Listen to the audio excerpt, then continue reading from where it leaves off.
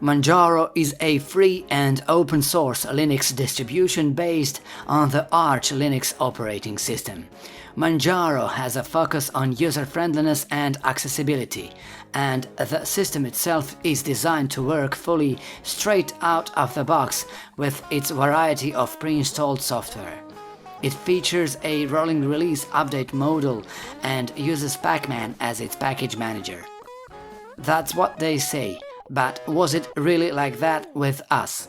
We looked at Manjaro from the Debian-based distro's user point of view. Stay tuned.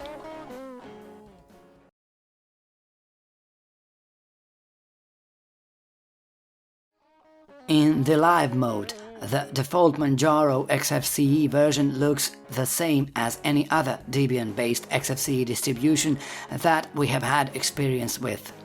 Within its traditional user interface, Manjaro XFCE offers the bottom panel with whisker menu, where all applications are divided into categories. The default file manager is XFCE's Thonar.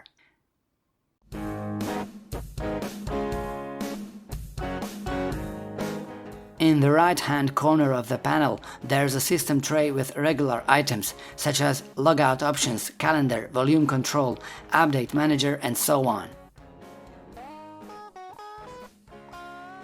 Manjaro has its own default desktop theme called Matcha-C, combined with the Papyrus icon set and Matcha-C window style.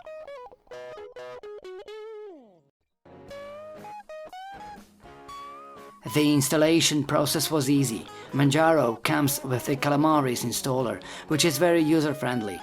You just need to enter your location, keyboard settings, choose a device for the operating system installation, edit partitions, choose a device to install the bootloader on, and create a user.